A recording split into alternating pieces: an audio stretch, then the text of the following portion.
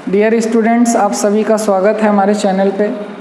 और आज के इस वीडियो में हम लोग पढ़ेंगे बीएससी 4th सेमेस्टर में यूनिट 2 में एक टॉपिक दिया हुआ है जो कि cultivation, production and usages of cereals के बारे में पढ़ना है। ये टॉपिक हम लोग पिछले वीडियो में पढ़ चुके हैं। ये टॉपिक काफ़ी बड़ा है, इसलिए इसको कई पार्ट में पढ़ना है। तो सेरल्स की अगर हम बात करेंगे तो इसको हिंदी में हम लोग अनाज कहते हैं। अब सेरल्स देखा जाए तो इसमें जो है वीट आता है, राइस आता है, मेज आता है और भी बहुत सारे अनाज आते हैं। तो इन अनाज को जो है 2 कैटेगरी में बांट दिया गया है प्रोडक्शन के आधार पे। 2 कैटेगरी में कौन कौन सा है, एक मेजर सीरियल्स है और एक माइनर सीरियल्स है। मेजर सीरियल्स की बात करेंगे तो पूरे वर्ल्ड में बहुत ही ज़्यादा उसकी खेती कराते हैं और पूरे वर्ल्ड की आधी आबादी जो है उसी पे निर्भर रहती है, भोजन के रूप में यूज़ करती है। उसको जो है मेजर सीरियल्स कहा जाता है। और जो है स्मॉल लेवल पे जब कल्टीवेशन कराते हैं तो उसको माइनर सीरियल्स कहा जाता है।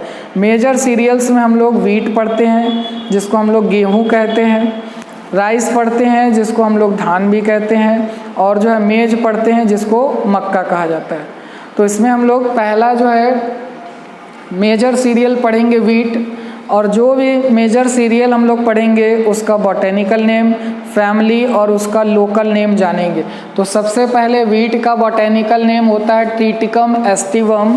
ट्रिटिकम एस्टिवम की एक खास बात आप लोग याद रखेंगे कि ये हेक्साप्लॉयड होता है, यानी क्रोमोसोम का जो संख्या होता है इसका 6n होता है। हम लोग नाम सुनते हैं ना, हैप्लॉयड होता है, डिप्लॉयड होता है, उसी तरह से हेक्साप्लॉयड है ये।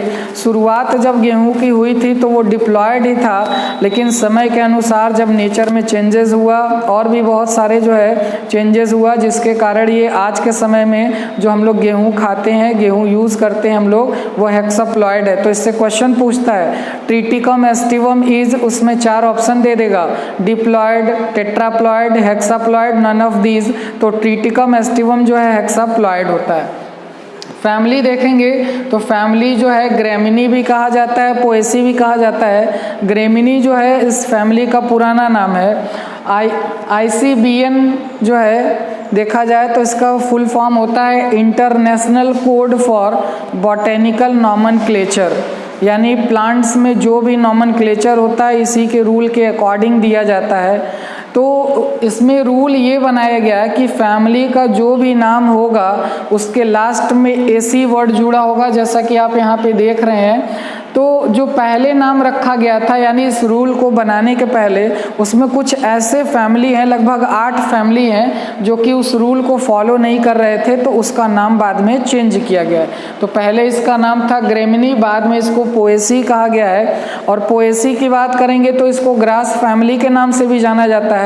और ये मोनोकॉट होते हैं। एंजियोस्पर्म जब आप पढ़ेंगे तो कॉटिलिडॉन की संख्या के आधार पर ये 2 भाग में बांटे गए हैं, मोनोकॉट और डाइकॉट। वर्नाकुलर नेम हो जाएगा इसका गेहूं। अब वीट की बात करेंगे तो वीट जो है प्रिंसिपल क्रॉप होता है टेम्परेट रीजन का। प्रिंसिपल क्रॉप यानी मुख्य फसल जो है टेम्परेट रीजन का है। ये टेम्परेट रीजन ऐसे एरिया को बोला जाता है जहाँ पे टेम्परेचर लो होता है। अपने यहाँ भी इसकी खेती कराते हैं तो ठंडी के दिनों में ही कराते हैं, तो इसीलिए इसको बोला गया है wheat is the principal crop of temperate region. It is a gift of old world to new world, यानी देखा जाए तो आपको इसके पहले भी इसके बारे में हम डिस्कशन कर चुके हैं कि जितने भी धरती का निर्माण हुआ है इस पृथ्वी पे, तो कुछ ऐसे धरातल बने हैं जो कि काफ़ी पहले समय से बने हुए हैं, जैसे कि एशिया हो गया, यूरोप हो गया, और कुछ ऐसे धरातल बने हैं जो इनका निर्माण बाद में हुआ है, जैसे कि अमेरिका हो गया। तो एशिया की बात करेंगे तो आपको बता चुके हैं कि एशिया में टोटल 51 कंट्रीज़ हैं, जिसमें से अपना इंडिया भी आता है। इंडिया से लगे जो है चाइना आ जाएगा। तो टोटल 51 कंट्रीज़ है। तो जितने भी फसल का ओरिजिन वगैरह जो है यूरोप में हुआ है, अफ्रीका में हुआ है, एशिया में हुआ है, तो उनको ओल्ड वर्ल्ड क्रॉप कहा जाता है, क्योंकि इन सभी का निर्माण जो है काफ़ी पहले हुआ है। और जितने भी फसल का ओरिजिन या फिर डेवलपमेंट जो है अमेरिका से हुआ है, तो उसको न्यू वर्ल्ड क्रॉप कहा जाता है। तो गेहूं की अगर ओरिजिन की बात करेंगे तो गेहूं जो है एशिया का ही ओरिजिन है, यानी पर्सिया और अफगानिस्तान में इसका ओरिजिन हुआ है। पर्सिया की बात करें तो इसको ईरान के नाम से भी जाना जाता है। एक समय ऐसा था कि ये इंडिया के ही पार्ट थे, बाद में इसमें बंटवारा होता चला गया तो ये सब अलग हो चुके हैं, लेकिन एक समय था ये इंडिया के ही पार्ट्स थे। तो ओरिजिन जो है इसका पर्सिया और अफगानिस्तान माना जा रहा है, लेकिन जिस समय ओरिजिन हुआ है उस समय ये इंडिया ही था। तो एक तरह से देखा जाए तो इंडियन ओरिजिन भी बोल सकते हैं। और आज के समय में हम वीट को देखेंगे तो लगभग पूरे वर्ल्ड में इसकी खेती कराई जाती है।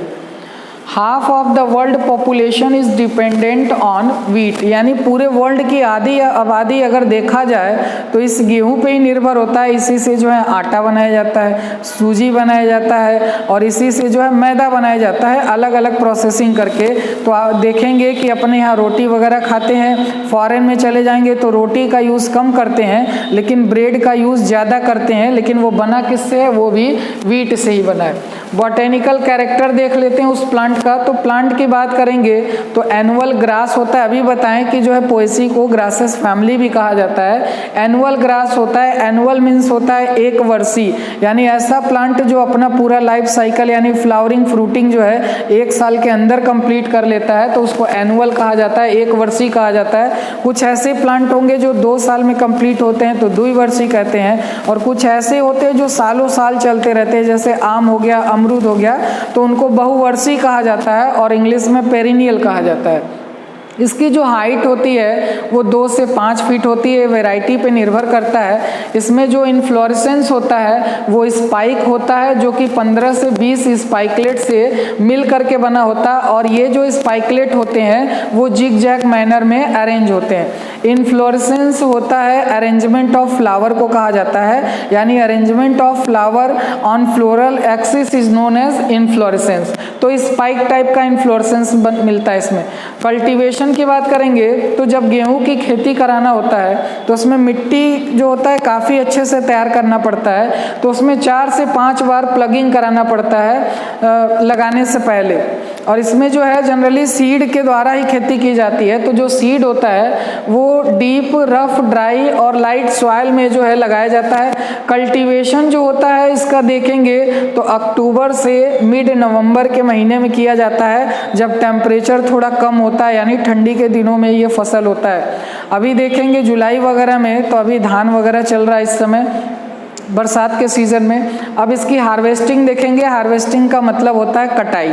अब कटाई जो होता है इसका जनरली मिड जनवरी से लेकर के जून में किया जाता है, और कटाई के बाद इसमें एक प्रोसेस होता है थ्रेसिंग। थ्रेसर मशीन वगैरह गांव में यूज़ करते हैं, जिसमें क्या करते हैं कि जो उसका फ्रूट होता है उसको सेपरेट किया जाता है। फिर आएगा मिलिंग। मिलिंग जो है देखा जाए तो जनरली वो मील में जाता है पीसने के लिए। गेहूं को पीसा जाता है तभी आटा मिलता है, तो मिलिंग उस प्रोसेस को कहा जाता है। तो प्राचीन समय में क्या करते थे कि जब इसको पीसना रहता था तो 2 पत्थर के बीच में इसको जो है क्रश करते थे। लेकिन धीरे धीरे समय बीतता गया तो देखा गया कि बहुत सारे ऐसे मशीन बना दिए गए। कुछ ऐसे मशीन बनाए गए पहाड़ी क्षेत्र में जो कि पानी से चलते हैं, हाइड्रो पावर से चलते हैं, यानी जो चक्की होता है उसमें पत्थर ही लगे होते हैं, लेकिन उसको नचाने के लिए ऐसा सिस्टम बना दिया गया, पानी से जो है पंखी नचता है और उस पंखी के वजह से चक्की घूमता है। तो हाइड्रो पावर यानी पानी का यूज़ करते हैं, या फिर विंड पावर यूज़ करते हैं, जैसे पवन चक्की पहाड़ी क्षेत्र में मिलता है, बिजली पैदा करने के लिए लगाए जाते हैं। तो इसकी जो है मिलिंग की बात करेंगे तो इनिशियल में 2 स्टोन के बीच में इसको जो है किया जाता था, बाद में जो है मिल स्टोन ऑपरेट किया गया वाटर और विंड पावर से। लेकिन आज के समय में और भी एडवांस, और जो चक्की है वो इतने एडवांस बनाए जा चुके हैं कि आप घर में भी उसका यूज़ कर सकते हैं। यूजेस की बात करेंगे तो जो आटा होता है जिसको हम लोग व्हीट फ्लर कह रहे हैं, कॉमनली इनका यूज़ किया जाता है ब्रेड बनाने में, केक बनाने में, बिस्किट बनाने में, पेस्ट्रीज बनाने में। और जो व्हीट स्ट्रॉ होता है यानी जो उसका प्लांट का वेस्ट पार्ट होता है उसका यूज़ किया जाता है पैकिंग मटेरियल के तौर पे, और जो है चारे के रूप में यूज़ किया जाता है। तो ये हो गया वीट के बारे में। इस वीडियो में हम लोग पढ़ लिए, क्योंकि मेजर क्रॉप सीरियल्स में हम लोगों को वीट भी पढ़ना है, राइस भी पढ़ना है और मेज भी पढ़ना है। तो ये वीट का पूरा जो है डिटेल हो गया, और नेक्स्ट जैसे राइस पढ़ेंगे हम लोग तो वो नेक्स्ट वीडियो में पढ़ेंगे। आज के लिए इतना ही, धन्यवाद।